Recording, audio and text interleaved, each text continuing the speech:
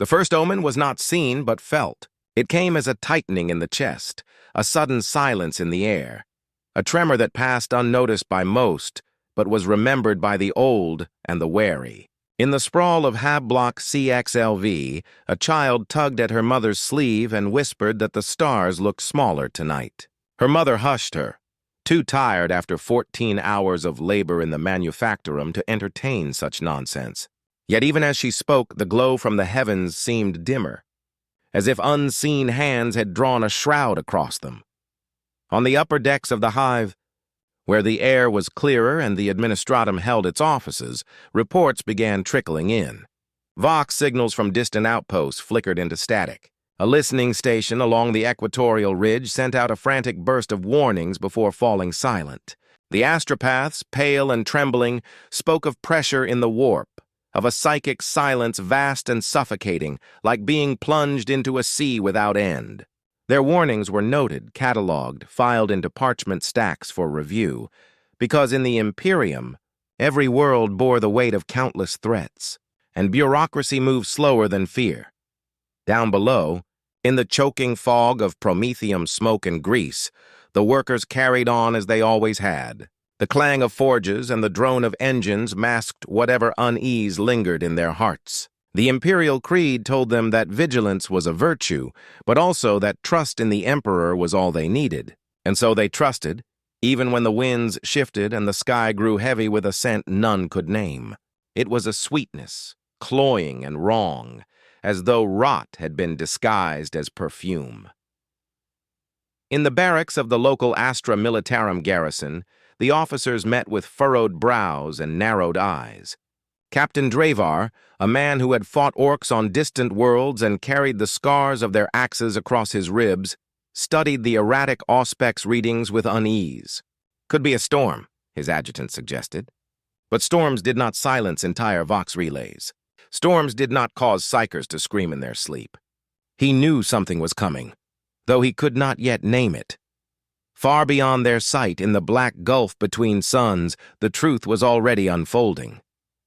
Tendrils of chitin and living tissue stretched across the void, kilometer-long creatures gliding in perfect silence, their movements a symphony of hunger. They cast no signal that machines could read, no transmission that men could intercept. They were a shadow, a hunger made flesh, and the only herald they sent was dread itself. The first to break were the astropaths. Their wails echoed through sanctums, their mouths frothing as they clutched at their temples. They spoke of a shadow vast enough to smother light, of whispers in the darkness that gnawed at their thoughts. Some clawed their own eyes, as if blindfolding themselves from visions too terrible to bear. One collapsed entirely, her last breath a single word that made no sense to the guards who carried her body away. Hunger. Still, the wheels of the imperium turned as they always did. The governor demanded order. Sermons were read more loudly in the cathedrals, urging the people to trust the emperor's eternal vigilance. Patrols were doubled, though the soldiers marched with unease, their boots echoing hollow on Ferrocrete streets. In the manufactorums, quotas were raised as if more work could beat back the unease that gnawed at every soul. But unease has a way of seeping through cracks, and the cracks were widening. That night, under a sky choked by cloud, a patrol vanished without a trace. 12 men, armed and trained, disappeared as if they had never been. Their last Vox report was distorted, filled with shrieks of interference and something that might have been a roar, though no one could say for certain. The official record cited an accident, perhaps an ambush by rebels.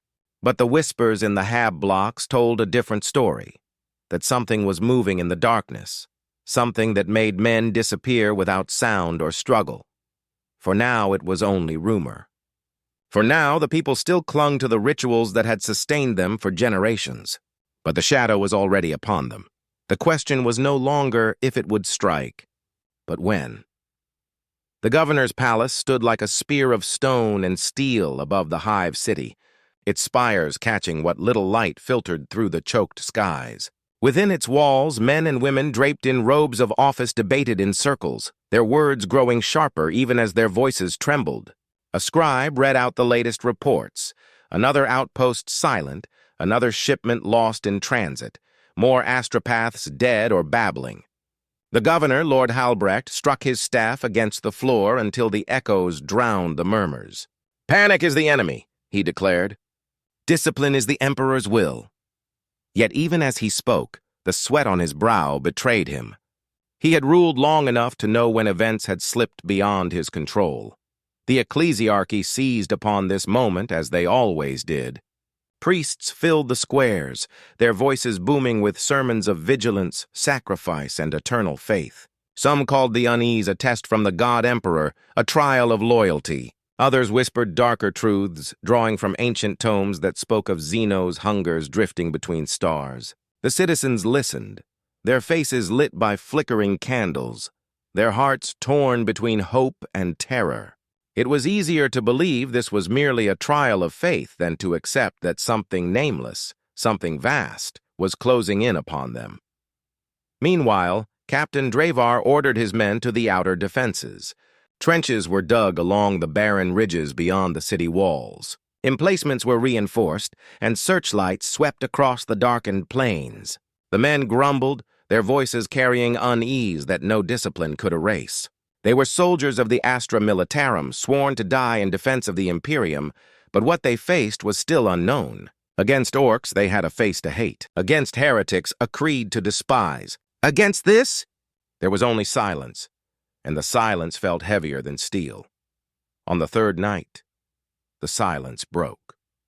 Not with the thunder of artillery or the clash of armies, but with a sound so alien it shattered sleep across the hive. A low, reverberating hum spread through the skies, a vibration felt in the bones rather than heard by the ears. Windows rattled, engines faltered, and Vox units shrieked static before falling dead. The people poured into the streets, gazing upward in terror. Nothing was visible, only a black sky, starless and oppressive. But the sound grew, a living drone that gnawed at sanity. Some clutched their ears and screamed. Others fell to their knees, praying desperately as the hum rolled on, like the breath of some colossal predator exhaling over its prey. Drevar's men held their lines, searchlights straining into the darkness. Then, without warning, the beams struck movement. Shapes, vast and shifting, slid across the night sky. At first they seemed like clouds, drifting in unnatural silence. But when the light caught their edges, glimmers of chitin and wet carapace shone back. The soldiers froze. These were no clouds. They were alive, and they were watching. The first attacks were almost trivial. Spore pods fell from the heavens, slamming into the wastelands beyond the hive with impacts that shook the ground. From their cracked shells poured creatures, gaunts, their limbs scythe-like, their jaws clicking in unison. Drevar's troops opened fire, laser guns cutting swathes of light through the night, bolters thundering from entrenched positions. The creatures fell in droves, burning, bursting, collapsing into piles of ichor. But for everyone slain, 3 more appeared crawling from the pods, their shrieks merging with the endless hum that still reverberated in the air. Citizens pressed against the hive walls, listening in terror as the battle raged on the ridges. Mothers clutched their children, men gripped rusted tools, prayers spilled from trembling lips.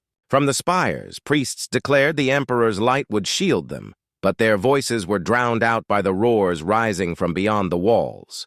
For the first time in living memory, the planet understood fear not as rumor or prophecy, but as something real, something with claws scraping against the gates. And then the bodies began to arrive. Trucks carried the broken soldiers back from the ridges, their armor slashed open, their faces pale. Some still breathed, though their eyes were vacant, their words gibberish. One survivor clawed at his throat until he bled, whispering of a sky that moved, of eyes that had no number. The medici tried to restrain him, but his body convulsed until it broke. The other soldiers watched, silent, the weight of his words pressing heavier than any sermon. It was no longer whispers now. It was truth. Something vast was upon them. The ridges burned through the night. Fire blossomed along the horizon as if the land itself were bleeding, the dull red glow flickering against the hive's ferrocrete walls. The defenders fired until their barrels overheated, until their arms trembled, until the piles of spent casings around their boots reached their knees. And still, the tide pressed forward. Captain Devoured stood amid the chaos, his voice hoarse from shouting orders over the roar of loss and bolter fire. He knew discipline was all that held his men together. Fear had already taken root, winding through every heart like a parasite. His adjutant stumbled toward him, face pale beneath the helmet. "Captain Vox, links to Central Command are gone. We're cut off." Devoured's jaw tightened. He had expected as much. The Tyranids, though he had not yet named them aloud, stripped away communication as a butcher strips flesh, leaving the defenders blind and alone. From the trench line, the soldiers saw the first of the larger creatures. Not gaunts this time, but beasts that lumbered on limbs like armored pillars, their maws dripping with acid. They advanced in silence, their every step deliberate, their presence radiating inevitability. Autocannons thundered, missile salvos streaked through the air, tearing chunks from their carapaces. But even as one collapsed, another pushed forward, and another after that. The swarm did not falter. It adapted. In the hive city below, the people had no illusions left. The enemy had revealed itself, and though its form was monstrous, its hunger was worse. Rumors spread like fire through the hab blocks. Stories of the dead dragged screaming into the night, of soldiers who vanished beneath waves of claws, of shadows moving in the upper spires where even the light could not reach. Children cried, mothers prayed, fathers clutched makeshift weapons, knowing they would be useless when the gates fell. The ecclesiarchy marched through the streets, swinging censers that filled the air with choking incense. They shouted of martyrdom, of holy vengeance, of the emperor's eternal gaze. Some citizens fell to their knees, swept up in the fervor. Others spat, their fear too raw to be soothed by words. Faith was a fire, but against what waited beyond the walls, fire might not be enough. By dawn, the first trench line was gone. What had been men and earthworks was now a churned wasteland of ichor and blood. Devoured led the survivors back toward the secondary defenses, his armor streaked with gore, his voice still steady, though his eyes betrayed exhaustion. He had seen many wars, but never one like this. There was no front, no enemy line, only a tide that devoured all in its path. In the governor's palace, word of the defeat brought chaos.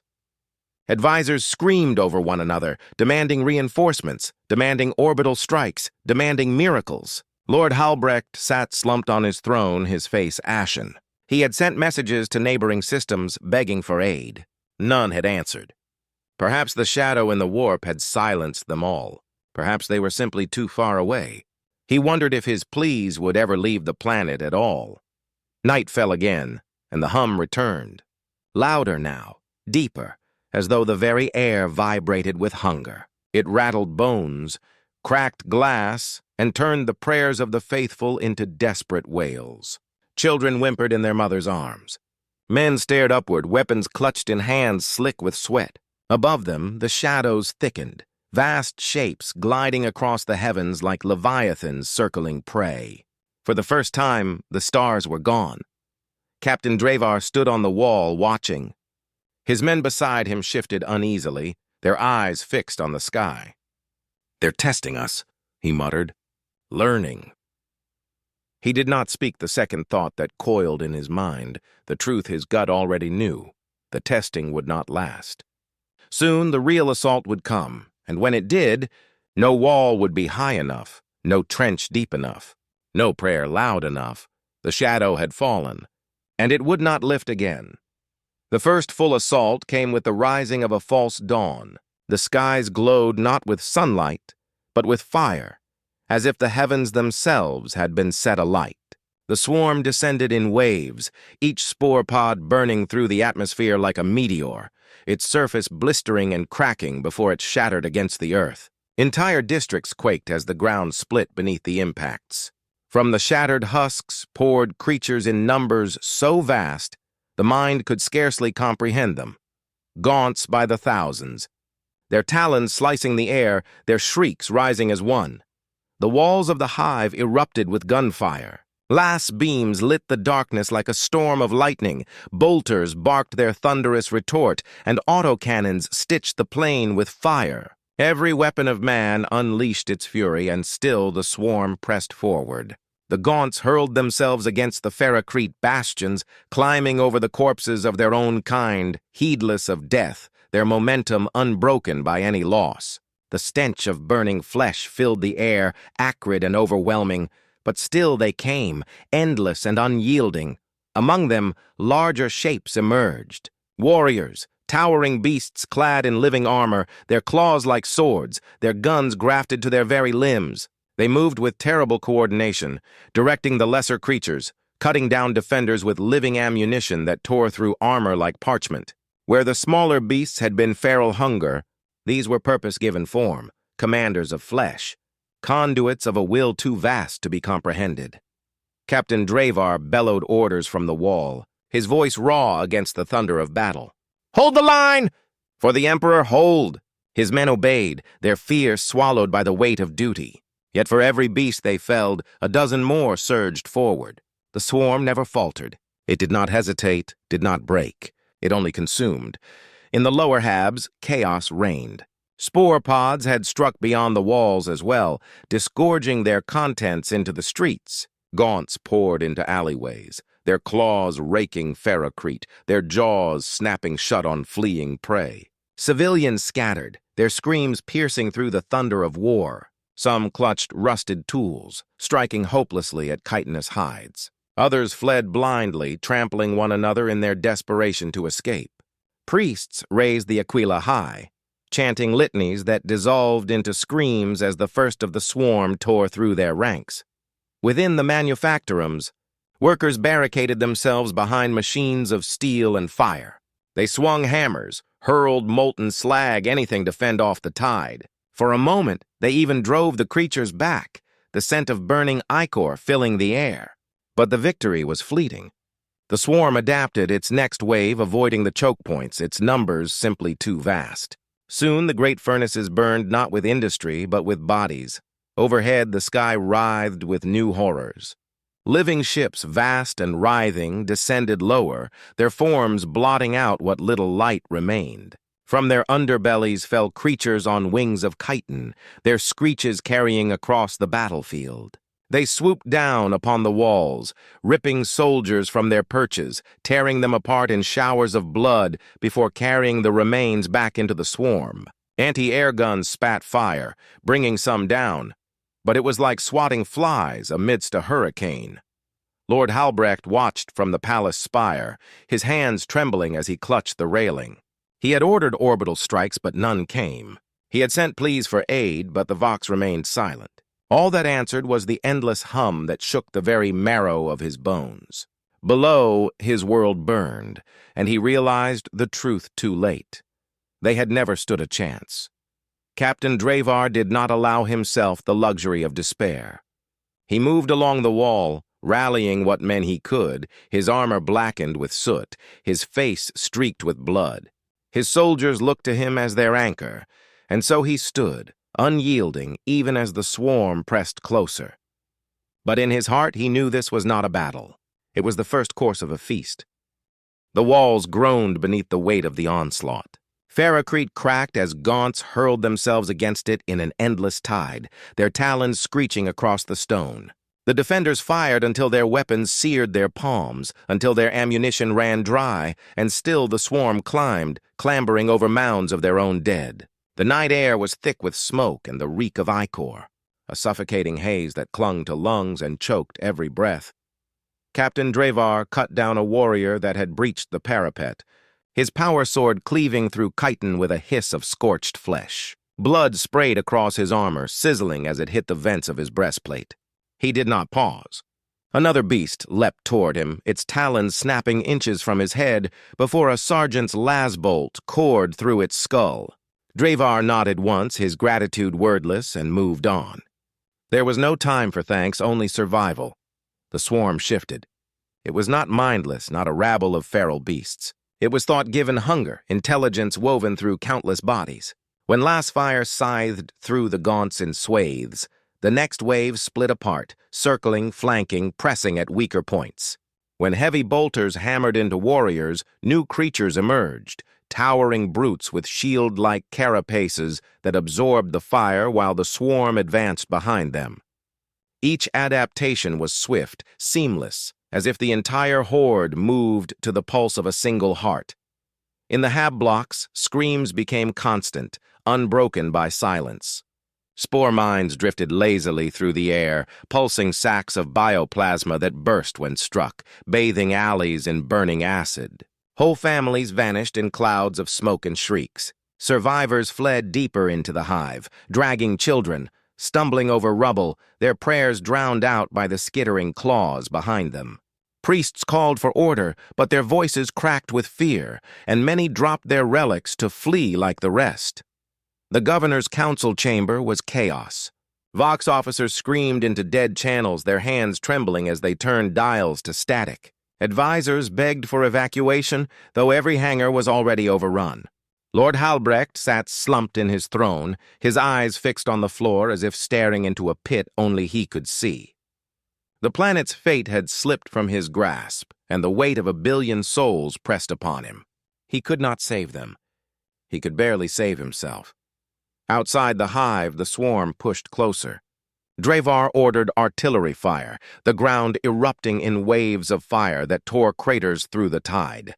For a moment, the swarm faltered, thousands of bodies reduced to ash. But the moment passed. From behind, the smoke came more, endless and unrelenting, crawling over the corpses of their kin, filling the craters with their dead until the path was level once more. The walls shuddered. Great bio-beasts lumbered forward now, their bodies bristling with cannon flesh that spat gouts of acidic sludge. The sludge struck the battlements, dissolving stone and steel alike, eating through armor until men screamed as their flesh sloughed away. Heavy weapons turned toward them, pounding their hides, tearing chunks from their bodies. But even as one fell, another replaced it, bellowing a roar that rattled the marrow of every man who heard it. Drevar's adjutant staggered to his side, blood streaming from a wound in his shoulder. "Captain, they're breaching Sector 12. Drevar's face hardened. "Then we fall back and burn it. No ground given without a price." His men obeyed, planting charges as they retreated. The explosion lit the night, collapsing Ferrocrete onto the advancing swarm. For a heartbeat, the wall held. For a heartbeat, it seemed they had bought time. Then the hum deepened, shaking dust from the stones. From the sky descended new horrors, winged monsters larger than tanks, their talons slicing through the air as they slammed into the walls. Their shrieks split the night as they tore into the defenders, scattering men like straw. One seized a gunner in its claws, lifting him screaming into the sky before rending him in two, his blood raining down upon his comrades. The maw had widened, and the first bite had drawn blood. The hive walls no longer looked like bastions of strength. They looked like wounds. Great rents split the Ferrocrete where bioacid had burned through, where claws had torn at foundations, where explosives meant to protect had backfired in desperation. Smoke curled upward in choking columns, lit red by fire and green by the sickly ichor of the dead. Above it all, the hum grew louder, now joined by shrieks and roars that shook the very marrow of the defenders' bones. Captain Drevar staggered along the parapet, rallying what remained of his men. His armor was blackened, his blade dull from endless strikes, but his eyes still burned with grim resolve. He could not allow despair to break them. "Stand fast!" he roared, his voice ragged yet cutting through the chaos. "The Emperor watches, stand!" His words gave the men one more breath, one more volley of fire, but even he knew it was not enough.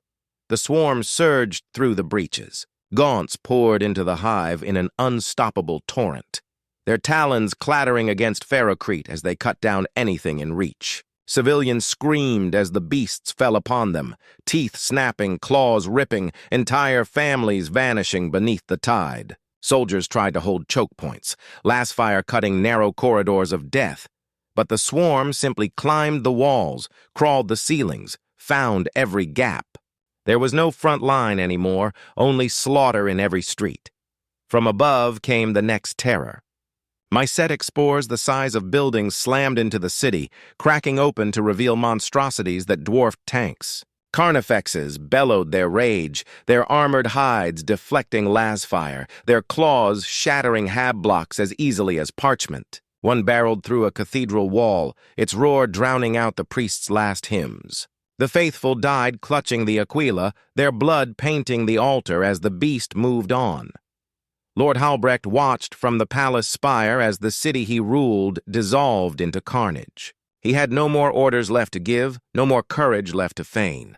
His counselors fled, their robes flapping like frightened birds, their voices lost in screams. Alone in his chamber, Halbrecht dropped to his knees before the great aquila that loomed above the throne. He prayed, voice cracking, for deliverance, for vengeance, for the Emperor's light. No answer came. Only the hum, the endless vibration of hunger, filled his ears until it drowned his thoughts. Drevar fought in the streets now, his command scattered, his men falling one by one. His power sword still cut, his pistol still barked, but his arms trembled from exhaustion. Around him the swarm closed in, shadows shifting, claws reaching. For every beast he struck down, two more came, jaws dripping, eyes unblinking. He no longer fought to win. He fought to deny them one more heartbeat of satisfaction, one more inch of ground taken freely. The defenders' cries faded into silence, their guns sputtered out, their lines shattered. The hive was no longer a city, it was a feeding ground. The swarm spread through it like blood through water, filling every chamber, every alley, every home. Fires burned unchecked, smoke choked the sky, and the stars were gone, swallowed by the vast, writhing shapes above. By the night's end, the first hive had fallen. The Tyranids feasted, their chittering echoing through hollow ruins, their claws raking through the dead for what little remained. And yet, this was only the beginning. The maw had opened wide, and the world was already half swallowed. The city was already half consumed when the order to fall back came, though by then, order was a word without meaning. Vox channels were nothing but static, garbled screams or the hollow crackle of silence. The last strong points along the outer hab levels had been erased in minutes, the bastion walls broken down by bioplasma that hissed like molten iron poured from the sky. No commander issued the retreat, no noble standard guided it. The men and women who survived simply ran, stumbling through ash-choked avenues, every breath searing their lungs, every shadow alive with chittering movement. They fled not toward safety, but toward whatever ruins had not yet been claimed by the swarm. Above them, the air was no longer air. It was thick with spore clouds that drifted like living fog, each particle a weapon, each inhalation a gamble with infection. The skies, once striped with contrails of imperial aircraft, now belonged to winged horrors that blotted out the sun.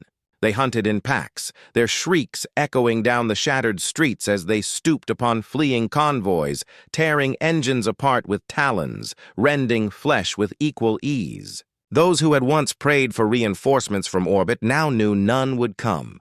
The fleet above had already been swallowed. This world was alone.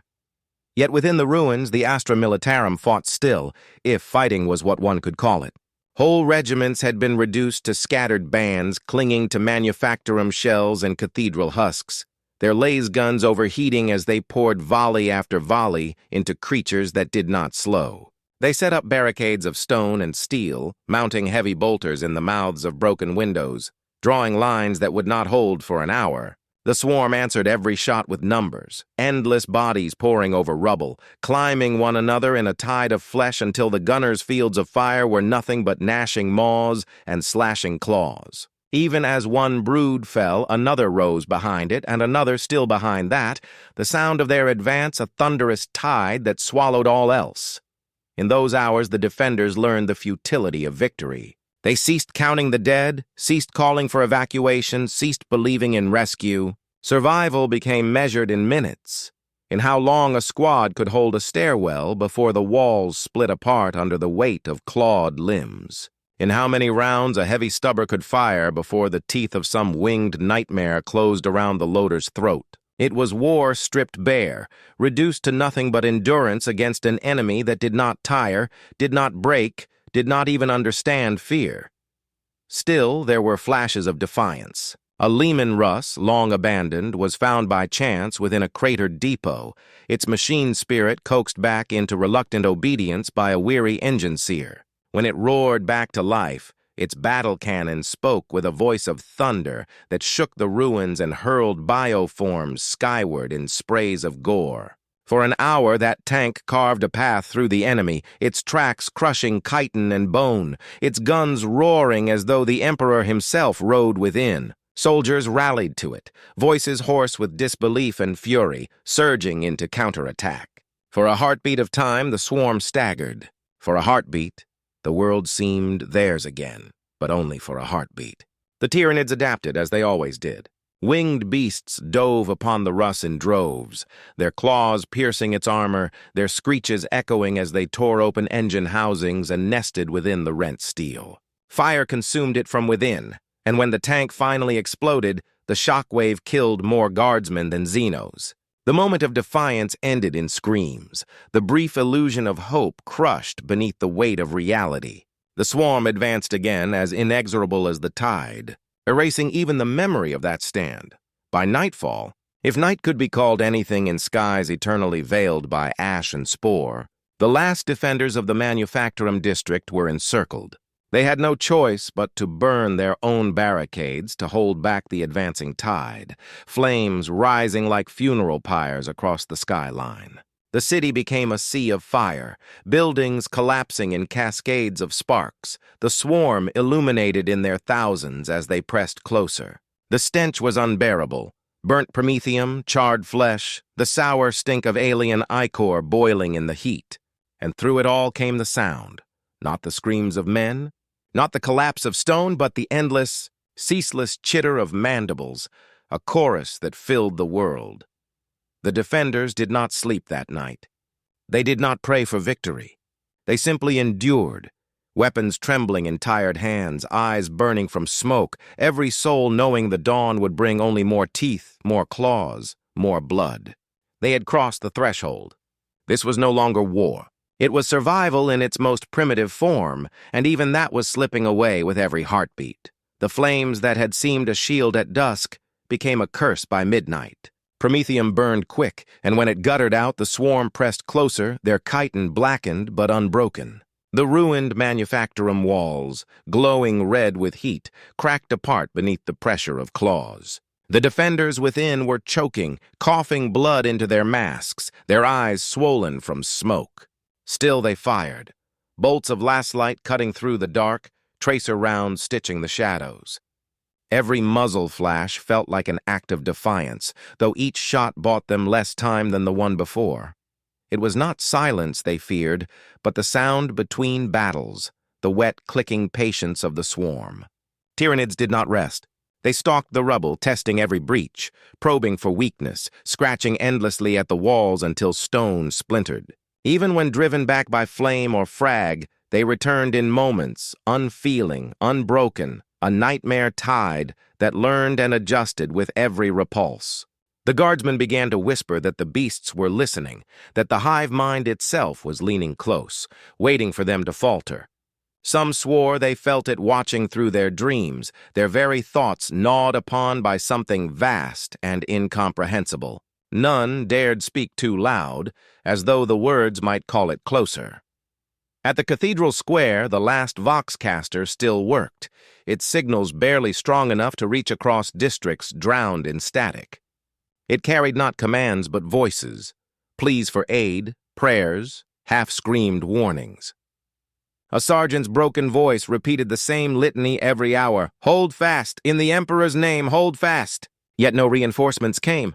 The reply was silence, and silence meant only one thing. Every other bastion had already fallen. The square became a grave, its stones blackened by fire, its saints toppled and defaced by the claws of things that cared nothing for sanctity. Still, the defenders clung to rituals. Some daubed the aquila on their foreheads with their own blood before taking up position. Others recited fragments of catechism between reloads, lips cracked and bleeding as they mouthed words that tasted of ash.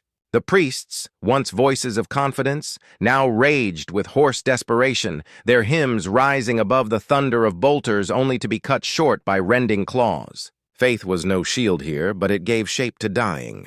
And so the square echoed with hymns and screams, the two sounds bound together like marrow to bone. By dawn, the square was no longer a line of defense, but a killing ground. Broods poured through every archway, leaping from stained glass windows as though birthed from holy icons themselves. The defenders fought from stair to stair, altar to altar, laser guns glowing red-hot, blades sparking against alien carapace. They killed with fury, with grief, with madness, but always the swarm came back stronger. When at last the great bell tower collapsed, dragged down by clawed things climbing its height, the sound of its fall rolled across the city like a funeral knell. Few were left to hear it. Across the hab blocks, the remnants of other companies fared no better. Some were buried alive when entire levels collapsed beneath the weight of tunneling bioforms. Others were dissolved, screaming in rivers of digestive bile that flowed like living streams through the ruins. A platoon that had sworn to fight until their ammunition ran dry kept their oath, then fought with bayonets, then with fists, until nothing remained of them but silence. Each death was swallowed, each act of resistance forgotten in the tide. The city itself seemed to mourn, every spire and wall collapsing beneath the weight of alien hunger. And yet, in the heart of that despair, a few voices refused surrender. A captain with a shattered arm held his men together in the underhive warrens, leading them through labyrinths of steel and stone, swearing that survival meant defiance. A medic worked until her hands were raw, dragging the wounded from smoking rubble, though she had no bandages left, only rags and prayer. Children too young to hold rifles carried water through burning streets, their eyes wide but unflinching. Small acts, perhaps meaningless against the enormity of the swarm, but they were sparks in endless night. Sparks that burned still, though the storm consumed all else. Yet sparks cannot hold back a sea. By the second night, the underhive itself began to quake. Tremors rippled through the stone as bioforms burrowed deep, reshaping the very earth. The air grew humid, thick with alien musk, as though the world itself was being rewritten. The survivors could feel it in their bones. This was no siege, no battle, no war as they had ever known it. This was transformation. The world was becoming something else, something unrecognizable, and they were trapped within its birth pangs. The siege of flesh and fire was ending, not with victory or even with collapse, but with erasure, and those still breathing understood the cruelest truth of all. This was... The city was gone. What remained was a carcass, hollowed and steaming, its bones jutting skyward in the form of ruined spires and toppled manufactorum stacks. Fire no longer burned.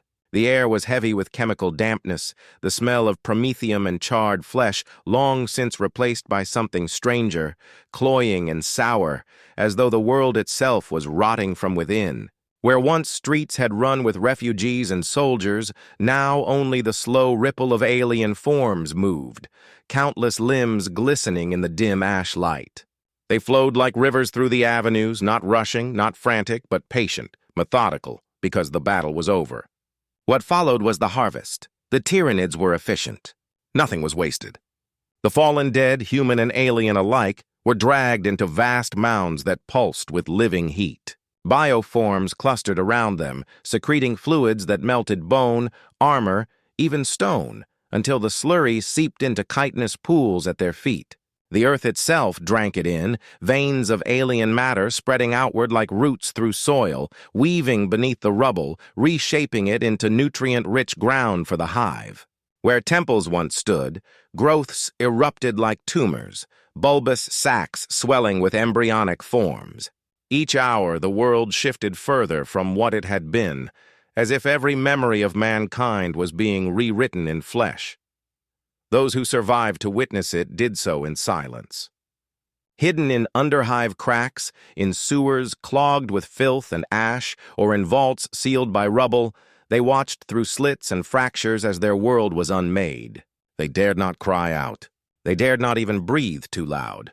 The Tyranids had no need for patrols. Instinct and the hive mind guided them to every sound, every heartbeat. Survivors learned quickly, silence was life. Movement was death. The harvest did not rush. It had eternity, and it would find them eventually. One such pocket lay in the skeletal frame of a hab block, its walls sagging but still upright, its lower levels sunk into ash. Here, 24 guardsmen and civilians clung to shadow, their food long gone, their water rationed to drops drawn from condensation on the cold walls. They huddled in darkness, afraid to light even a candle, their eyes hollow, their skin gray. Children were muzzled with cloth to keep them from crying. Every sound carried. Every echo seemed to draw the scratching steps of feeders closer. In those chambers beneath the ruins, silence pressed like a physical weight, suffocating, unbearable, yet the only thing that kept them alive. The medic still worked, though her hands trembled. She whispered prayers over wounds she could not close, cleaned infections with dirty rags, begged the Emperor's mercy with eyes red from sleeplessness. The captain still gave orders, though they were little more than rituals to keep despair at bay. Shift watches, conserve breath, stay still. But even he knew they were not soldiers anymore. They were prey. The harvest would come for them as it came for all. It was not a question of if, but when. Above, the sound of digestion pools bubbling never ceased. It was a grotesque heartbeat, constant and inescapable, echoing through the rubble. Every now and then, a scream broke through, distant, muffled, then cut off. Survivors told themselves those voices were hallucinations, tricks of exhaustion, but in their hearts they knew. Others were still being found, dragged into the open, devoured alive. The hive mind was thorough.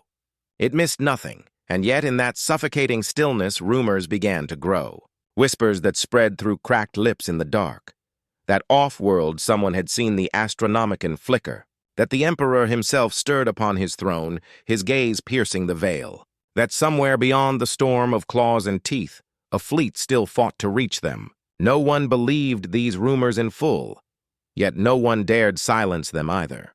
They were fragile sparks in endless dark, small enough to be untrue, necessary enough to be repeated. Hope, even false, became another ration shared between the survivors, measured out in whispers like water. But silence always broke in the end. A child's cough, sharp and sudden, rang through the hab block's chamber like a gunshot. Faces turned pale, mouths clamped shut, but it was already too late. From the street above came a pause. The endless chittering faltered. Then claws scraped stone. The harvest had heard. The sound that followed was worse than any battle because it came slow. Not the thunderous charge of broods in the open, but the patient, deliberate scrape of talons along stone, the sound of something savoring the moment before the kill. Dust drifted from the cracked ceiling of the hab block. The survivors held their breath until their lungs ached, eyes wide, teeth clenched. The captain raised his last pistol but did not fire. He knew firing would not save them. It would only hasten the inevitable. The scratching moved closer, then silence. The kind that presses against the skull, heavy, absolute. Some prayed in their minds.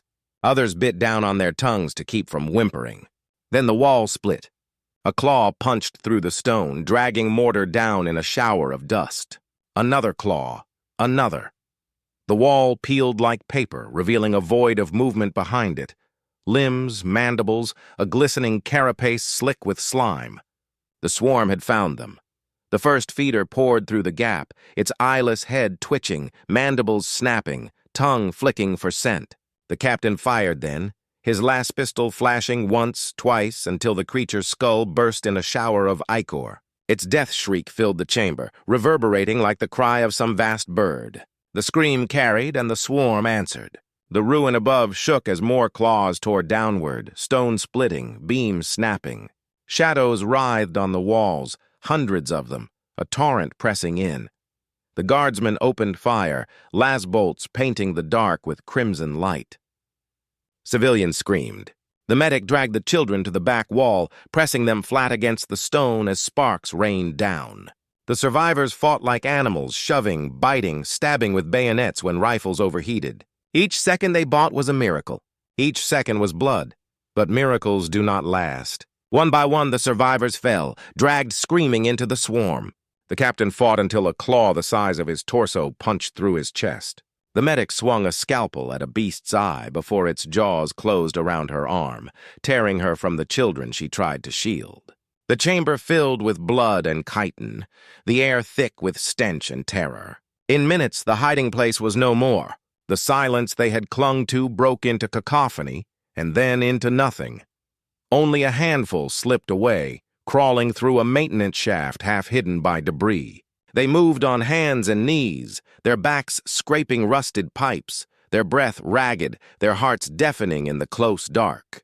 Behind them, the screams dwindled. Ahead, the shaft opened into a cavern where no human light had ever reached.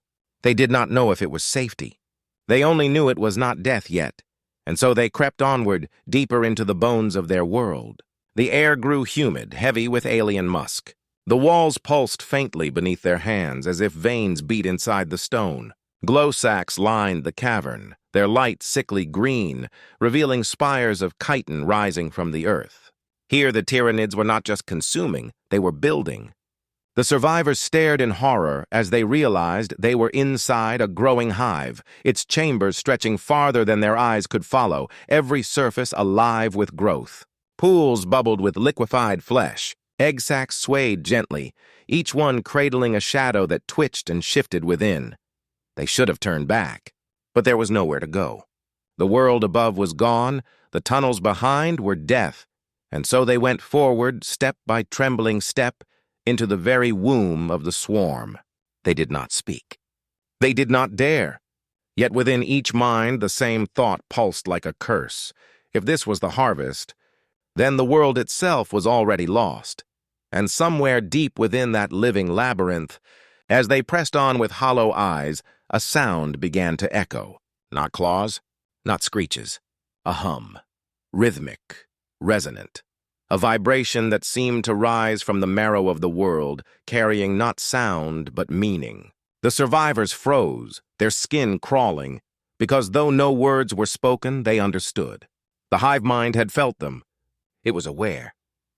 The hum grew stronger the deeper they went, until it was no longer sound but sensation, vibrating in their bones, thrumming behind their eyes. Some clutched their heads and wept without tears, others staggered as though drunk. It was not a voice, not truly, but it was intent, vast and crushing. The survivors knew, in that marrow-deep way that needed no translation, that they were trespassers in a mind not their own.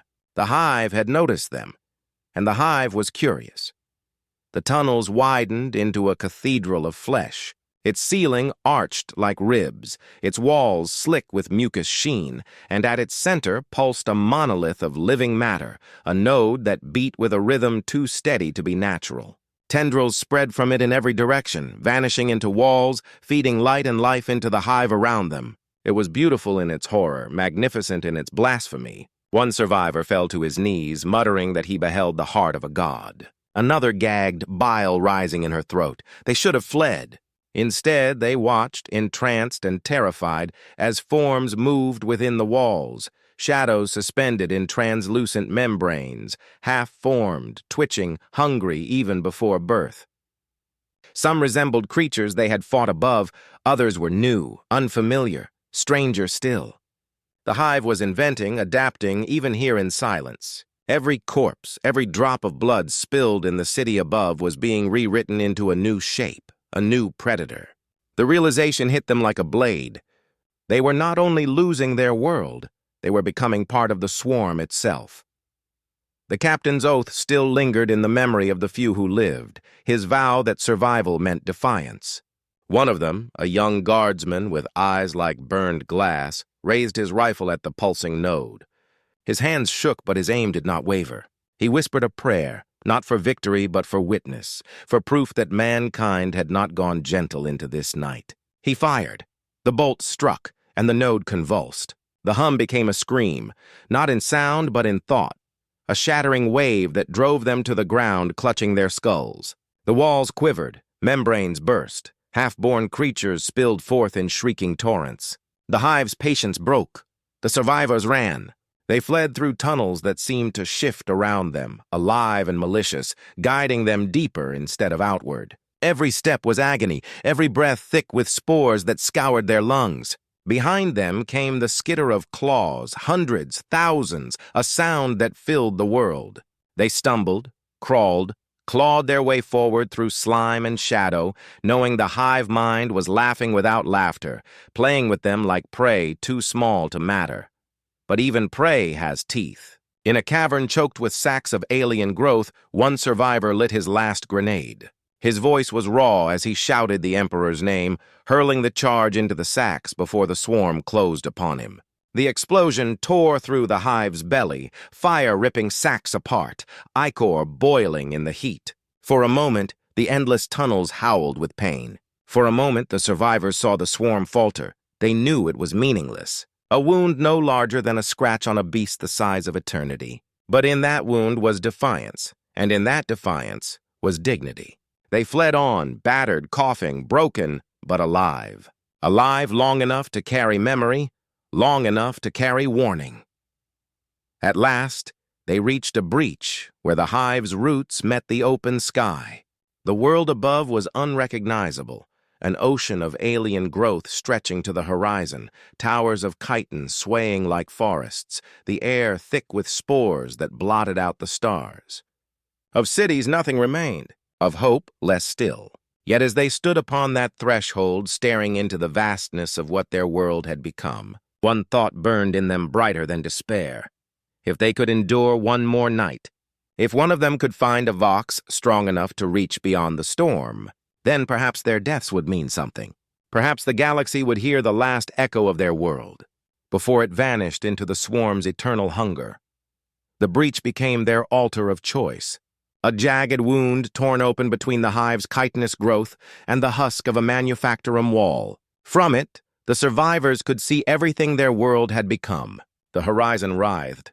Towers of bone and resin flexed like the limbs of some colossal insect, their tips crowned with bulbous sacs that pulsed in rhythm with the hive's hidden heart. Rivers of ichor wound through the ruins, carrying the slurry of what had once been lives, cities, dreams.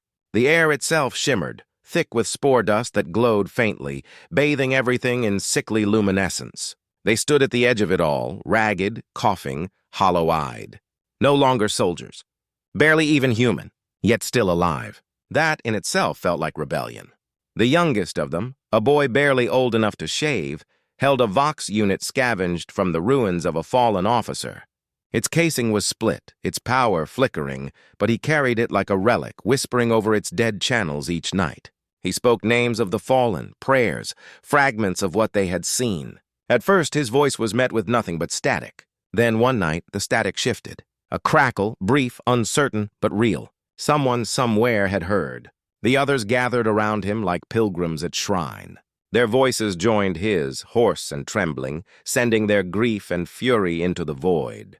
They did not know who listened, if anyone listened, or if the signal reached farther than the hive's suffocating shroud. But they sent it anyway. Not for salvation, for remembrance. If they were to be erased, let their last echo ring in someone's ears before silence swallowed it whole. The hive did not ignore them. The hum returned, louder now, pulsing through the air with intent unmistakable. The survivors felt their thoughts slip, their resolve gnawed at by whispers that were not whispers. Promises of rest, invitations to surrender, images of warmth, of reunion with the fallen, projected into minds that had known only cold and hunger. The swarm did not need their bodies. It wanted their will. If they bent, if they broke, they would walk willingly into digestion pools, their last acts not resistance but surrender. One by one some faltered. A man laid down his rifle and wandered into the growths, his eyes glassy, a smile cracked across bloodless lips. They heard his scream for only a heartbeat before the walls swallowed him. Another followed and another. The hive mind was patient. It knew hunger would finish what claws did not. Yet still a handful clung on. The boy with the vox pressed it to his chest as if it were the Aquila itself. The medic's apprentice, hands raw and scarred, whispered prayers while binding wounds with strips of his own clothing. A guardsman with nothing left but his bayonet carved the imperial symbol into the resin wall, deep enough to draw alien ichor, leaving proof that mankind had marked this place. Their defiance was a flame guttering in the wind, but it burned. On the final dawn, If dawn could be called the faint shift in spore light above, the swarm moved. Not in scattered feeders or probing claws, but in mass. A tide of forms converged on the breach, their carapaces glistening, their limbs clicking in dreadful unison. The hive mind had grown tired of patience. It would end this echo. The survivors knew. They did not retreat. They set their backs to the broken wall, weapons raised, eyes fixed on the endless tide. The boy's vox crackled one last time, and into it he spoke words that were both plea and curse. "We are here. We stood. Remember us." Then the swarm fell upon them. No one would see the final stand. No historian would mark their names. No monument would rise above their bones. The world was devoured, its surface scoured, its matter reworked into the endless hunger of the great devourer. Yet somewhere beyond the suffocating shroud of the hive, a signal limped outward. Fragmented, faint, almost nothing. But not nothing. A whisper carried through the void. A last echo. The breach became their altar of choice, a jagged wound torn open between the hive's chitinous growth and the husk of a manufactorum wall. From it, the survivors could see everything their world had become. The horizon writhed, towers of bone and resin flexed like the limbs of some colossal insect, their tips crowned with bulbous sacs that pulsed in rhythm with the hive's hidden heart. Rivers of ichor wound through the ruins, carrying the slurry of what had once been lives, cities, dreams. The air itself shimmered, thick with spore dust that glowed faintly, bathing everything in sickly luminescence. They stood at the edge of it all, ragged, coughing, hollow-eyed. No longer soldiers, barely even human, yet still alive. That, in itself, felt like rebellion. The youngest of them, a boy barely old enough to shave, held a Vox unit scavenged from the ruins of a fallen officer. Its casing was split, its power flickering, but he carried it like a relic, whispering over its dead channels each night. He spoke names of the fallen, prayers, fragments of what they had seen. At first, his voice was met with nothing but static. Then, one night, the static shifted. A crackle brief, uncertain, but real. Someone, somewhere, had heard. The others gathered around him like pilgrims at shrine. Their voices joined his, hoarse and trembling, sending their grief and fury into the void. They did not know who listened, if anyone listened, or if the signal reached farther than the hive's suffocating shroud. But they sent it anyway. Not for salvation, for remembrance. If they were to be erased, let their last echo ring in someone's ears before silence swallowed it whole. The hive did not ignore them. The hum returned, louder now, pulsing through the air with intent unmistakable. The survivors felt their thoughts slip, their resolve gnawed at by whispers that were not whispers. Promises of rest, invitations to surrender, images of warmth, of reunion with the fallen, projected into minds that had known only cold and hunger. The swarm did not need their bodies. It wanted their will. If they bent, if they broke, they would walk willingly into digestion pools, their last acts not resistance but surrender.